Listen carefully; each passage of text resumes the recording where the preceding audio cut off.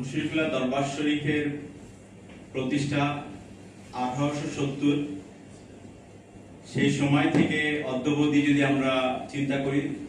2 শতাব্দীকাল ব্যাপী এই দরবার শরীফের খেদমত হযরত কিবলা শাহ হাসানুল্লাহ রহমতুল্লাহ আলাইহি তিনি তার জীবনে হুজুর সাল্লাল্লাহু আলাইহি ওয়াসাল্লামের যে আদর্শ এমনকি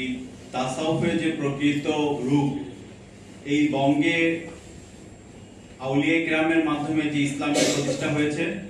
সেই ইসলামের সেই প্রতিষ্ঠার সাথে ঈমান ইহসানের যে সম্পর্ক, অর্থাৎ আউলিয়া কিরাম যেখানে গিয়েছেন সেখানে যেমনি করে মানুষের মধ্যে ঈমানের সঞ্চার করার জন্য ইলমে দ্বীনের শিক্ষা দিয়েছেন,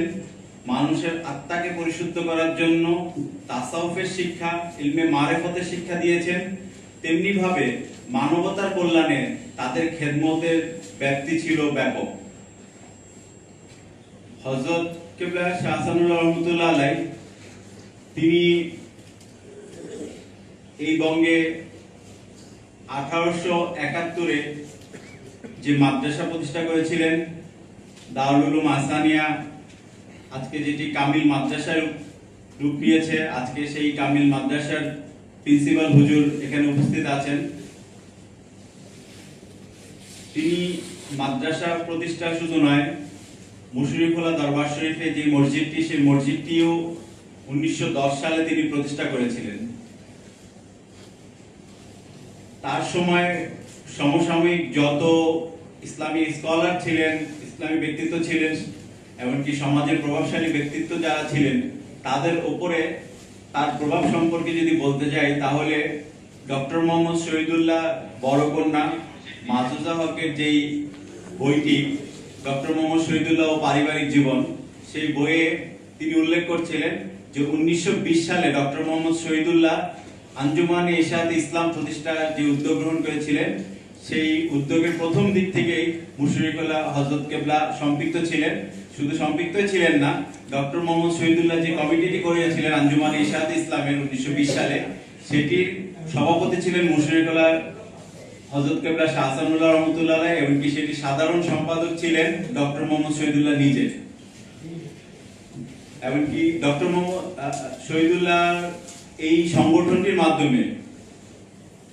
1926 সাল পর্যন্ত ঢাকায় বিভিন্ন ধরনের কর্মকাণ্ড পরিচালনা করেছেন ইসলামের উন্নয়নে, ইসলামিক প্রচার প্রসারে।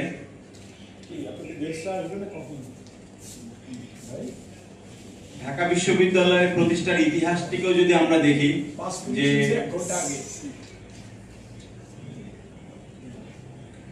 ঢাকা বিশ্ববিদ্যালয় প্রতিষ্ঠায় যে আন্দোলন ছিল, সেই বিশ্ববিদ্যালয় প্রতিষ্ঠার ইতিহাসের সাথে যে সুফিদের অবদান জড়িয়ে আছে, বিশেষ করে বিশ্ববিদ্যালয় কমিশনে যে খান বাহাদুর আহসানুল্লাহ রহমতুল্লাহ আলাইহি ছাড়াও আরেকজন গুরুত্বপূর্ণ ব্যক্তি ছিলেন যিনি শামসুল উলামা আবু নাসর ওয়াহিদ রহমতুল্লাহ আলাইহি। তিনি ছিলেন মুশরিকুল্লাহ হযরত কিবলা শাহ হাসানুল্লাহ রহমতুল্লাহ আলাইহির মুরিদ। তিনি 1912 সালে আবু নাসর ওয়াহিদ রহমতুল্লাহ আলাইহির হাতে ঢাকা বিশ্ববিদ্যালয় প্রতিষ্ঠার জন্য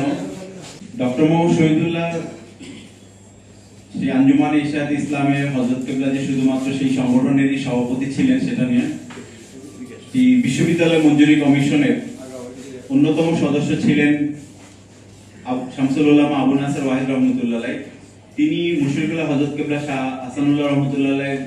মুরিদ ছিলেন। তিনি যখন বিশ্ববিদ্যালয় প্রতিষ্ঠার বিষয়টি নিয়ে হযরত কিবলার সাথে আলাপ করলেন, সেই 1912 সালে একজন পীর সাহেব তিনি সেই সময় 3000 টাকা অনুদান তুলে দিয়েছিলেন শামসুল উলামা আবু নাসর ওয়াহিদ রহমতুল্লাহ আলাইহির হাতে ঢাকা বিশ্ববিদ্যালয় প্রতিষ্ঠার জন্য।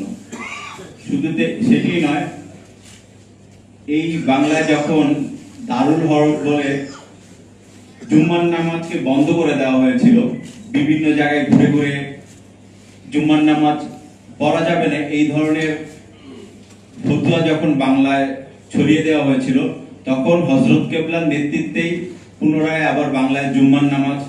প্রতিষ্ঠিত হয়েছিল। তো হযরত কেবলার বর্ণাঢ্য খেদমতের মধ্যে আরেকটি বিষয় ছিলেন যে তিনি অত্যন্ত রাজনীতি সচেতন ব্যক্তি ছিলেন। 1922 সালে যখন মোহাম্মদ আলী শওকত আলী সাহেব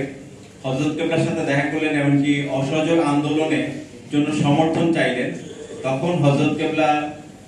মোহাম্মদ আলী শওকত আলী তাদের দুই ভাইকে পরামর্শ দিয়েছিলেন যে মুসলমানদের জন্য একটি স্বতন্ত্র আবাস ভূমি প্রতিষ্ঠার জন্য